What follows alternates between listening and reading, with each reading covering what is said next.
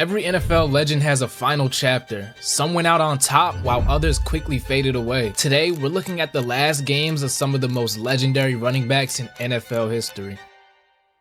Starting with LaDainian Tomlinson, he was one of the most dominant and versatile running backs in NFL history, playing 9 seasons with the Chargers before finishing his career with the Jets. In his career, he rushed for 13,684 yards and 145 touchdowns, and he also added 4,772 receiving yards and 17 receiving touchdowns. He won 2006 NFL MVP after setting the single-season touchdown record with 31 total touchdowns. By 2011, Tomlinson was no longer the workhorse back, serving as a third down option for the Jets. In his final season, he posted only 280 rushing yards, 449 receiving yards, and 2 total touchdowns. His last game came in Week 14 against the Dolphins, where he had 11 carries for 56 yards and 4 catches for 23 yards. Though his last performance was quiet, Tomlinson retired as a first ballot Hall of Famer, cementing his status as one of the all-time greats. Next, we got Jim Brown. This is Jim Brown, the most devastating ball carrier in the history of football. Jim Brown is widely regarded as one of the greatest running backs ever, dominating the NFL with a level of power and speed that went unmatched in his era. Spending his entire career with the Cleveland Browns from 1957 to 1965, he led the league in rushing 8 times and retired as the all-time leader with 12,312 rushing yards and 106 rushing touchdowns. He did this all in just 9 seasons. He won 3 MVP awards, including one in his final season in 1965, where he rushed for 1,544 yards and 17 touchdowns. Brown's last game was in the 1965 NFL Championship against the Packers. In this game, he had 12 carries for 50 yards and 3 catches for 44 yards in a 23-12 loss. He could have finished his career with one more championship, but the Packers spoiled his final season. Shockingly, at just 29 years old, he retired at the peak of his career to pursue acting. He then left behind records that wouldn't be broken for decades. Next, we have Emmitt Smith. Emmitt Smith is the NFL's all-time leading rusher, and this record may never get broken. He picked up 18,355 rushing yards and 164 rushing touchdowns over his legendary 15-year career. He was a cornerstone of that Dallas Cowboys dynasty because he won 3 Super Bowls, an MVP, and a Super Bowl MVP. After spending 13 seasons in Dallas, Smith finished his career with 2 years in Arizona. In his final season in 2004, he had 267 carries but only managed to rack up 937 yards, but he still had 9 touchdowns. His last game came in 2004 in Week 16 against the Buccaneers, where he rushed for 69 yards on 23 carries in a 12-7 loss. Though his final game wasn't very memorable, Smith retired as a 3-time champion, an MVP, and the undisputed rushing king, a title that still stands today. Now, I know this one is going to turn some heads, but hear me out. Next, we have LaShawn "Shady" McCoy. You have a number? I gave him crazy work. Listen, crazy work. LaShawn McCoy was one of the most elusive running backs of his era, if not the most. He was known for his deadly cuts and his ability to make defenders miss. Not many running backs were able to replicate this style since Shady's departure. His signature dead leg move and that stop and start ability made him one of the toughest players to tackle in open field. Shady also has the stats to back his status up. Spending majority of his career with the Eagles and Bills, he racked up 11,102 rushing yards, 73 rushing touchdowns, and 518 receptions for 3,898 yards and 16 receiving touchdowns. Shady was a 6-time Pro Bowler. He was selected first-team All-Pro twice. He led the NFL in rushing touchdowns in 2011, and he was also part of the NFL 2010's All-Decade team. He also won a rushing title and was a key piece of Philadelphia's offense for years. By 2020, Shady had become a veteran presence on the Buccaneers roster, playing a limited role. In his final season, he appeared in 10 games but had just 31 rushing yards on 10 carries. This also came with 101 receiving yards on 15 catches. His last game was in Super Bowl 55 against the Chiefs, where he didn't record any stats. Though his on-field contributions faded, he walked away as a 2-time Super Bowl champion, adding rings with the Chiefs and Buccaneers without recording a single stat with either teams in the Super Bowl. Now let's talk about Barry Sanders. In 10 seasons, all with the Detroit Lions, he rushed for 15,269 yards and 99 touchdowns. And this also came with 2,921 receiving yards and 10 receiving touchdowns. However, in a shocking decision, he retired at 30 years old, walking away from the game while still in his prime. Keep in mind, he averaged 6.1 yards a carry the year before his retirement. His last game was a Week 14 loss to the Ravens, where he rushed for 41 yards on 19 carries in a 19-10 defeat.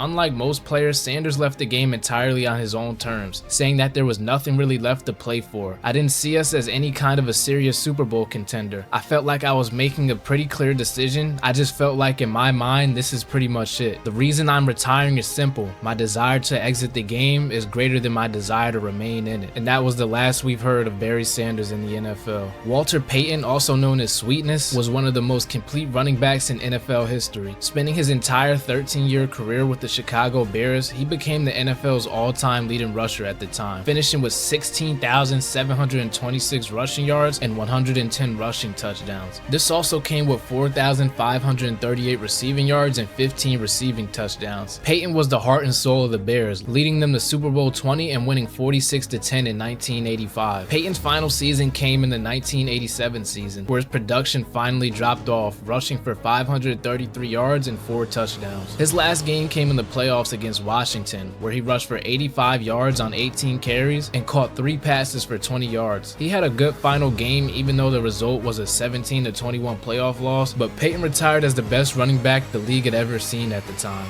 Up next is the one-of-a-kind runner Eric Dickerson. Combining size and speed at 6'3", 220, there was no one like him. He played for the Rams, Colts, Raiders, and Falcons from 1983 to 1993. He also set the NFL's single-season rushing record in 1984 with 2,105 yards, a record that still hasn't been broken to this day. Saquon Barkley had a crack at it this year, most rushing yards in a single season, but wound up sitting in the last game before the playoffs, so who knows how that would have played out. Across Eric's career, he rushed for 13,259 yards and 90 touchdowns. This also came with 2,137 receiving yards and 6 receiving touchdowns. This earned Eric 6 Pro Bowl selections. By 1993, Dickerson was far from the dominant force he once was, playing just 4 games with the Falcons and rushing for only 91 yards that season. His last game came in Week 4 against the Bears, where he had 2 carries for -3 yards before being phased out of the rotation. Though his career ended quietly, Eric Dickerson's place as one of the greatest pure runners in NFL history remains untouched.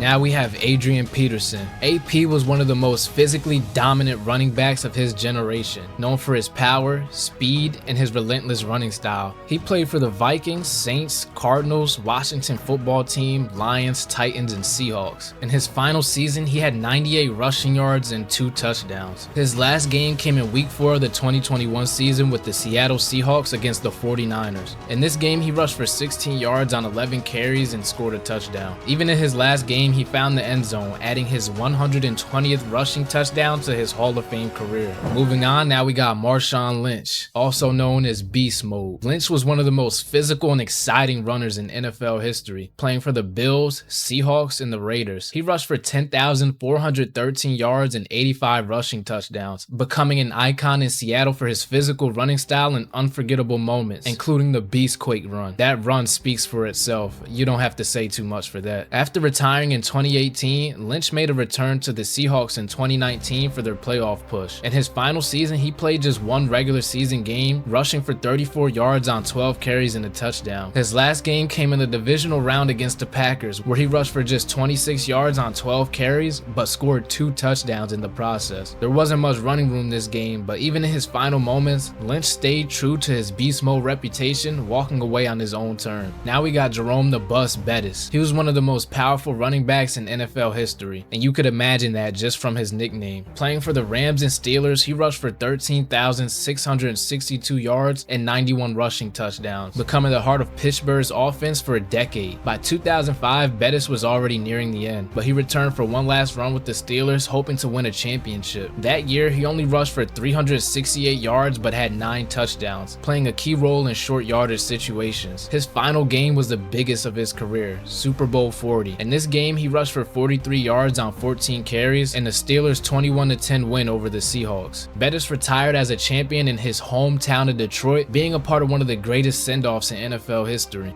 Continuing with the the list, we have Shaun Alexander. Shaun Alexander was one of the most dominant running backs of the 2000s, known for his incredible vision and nose for the end zone. Spending most of his career with the Seattle Seahawks from 2000 to 2007, before a short stint with the Washington Redskins in 2008, Alexander totaled 9,453 rushing yards and 100 rushing touchdowns in his career. His peak came in 2005 when he won NFL MVP, rushing for 1,880 yards and then a record-setting 27 rushing touchdowns. This led Seattle to their first Super Bowl appearance. By 2008, injuries had slowed him down, and after being released by Seattle, he signed with Washington. His final season saw him appear in just 4 games, rushing for 24 yards on 11 carries. His last game came in 2008 against the Cowboys, where he had 1 carry for 1 yard, and he was inactive for the rest of the season. Though his career ended quietly, Alexander's 2005 season remains one of the greatest by a running back in NFL history. Now let's look back at Terrel Davis. Terrel Davis had one of the most legendary but brief careers in NFL history. Playing his entire career with the Denver Broncos from 1995 to 2001, he rushed for 7,607 yards and 60 touchdowns in just 7 seasons. He peaked from 1996 to 1998, winning NFL MVP in 1998 after rushing for 2,008 yards, 21 touchdowns, and leading the Broncos to back-to-back Super Bowl titles. In the 1997 postseason, he rushed for 581 yards and 8 touchdowns, along with 157 yards and 3 touchdowns in the Super Bowl against Green Bay. This was followed by 468 yards and 3 touchdowns and 3 postseason games in the very next season,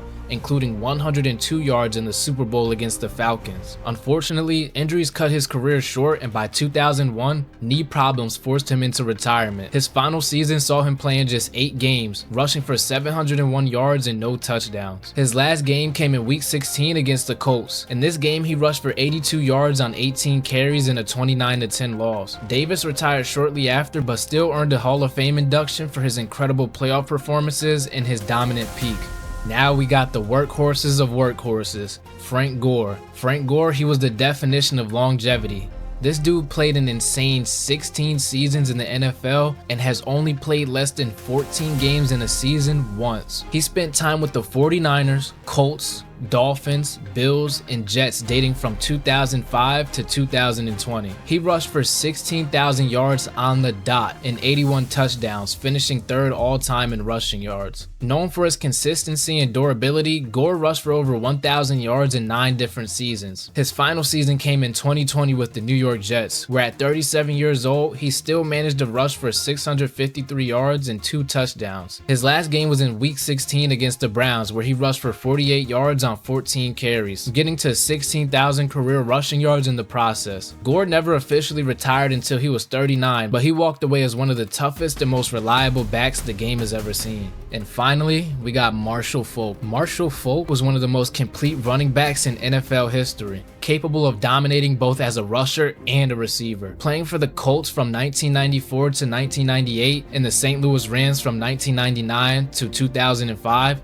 he rushed for 12,279 yards and 100 touchdowns, while also recording 6,875 receiving yards and 36 receiving touchdowns. He was the engine behind the greatest show on turf, winning NFL MVP in 2000 and going to Super Bowl 34 to win his first Super Bowl against the Titans. He only had 17 yards on 10 carries in this game, but he also contributed with 90 receiving yards. By 2005, injuries had finally caught up with him, and he was primarily a 3rd down back, finishing his final season with 292 rushing yards and no rushing touchdowns. His last game was in Week 16 of 2005 against the Cowboys, where he had 11 carries for 25 yards and caught 2 passes for 9 yards. Faulk never played another down, sitting out 2006 before officially retiring. Despite his quiet ending, he redefined the running back position and remains one of the greatest, if not the greatest, dual threat running backs ever. These legendary running backs left an unforgettable mark on the game. Some went out on top, others battled until the end, but all cemented their legacies as all-time greats in the process. Their highlights, their records, and impact continue to inspire future generations. Which one of these final games surprised you the most? Let me know in the comments, and don't forget to like and subscribe for more NFL content.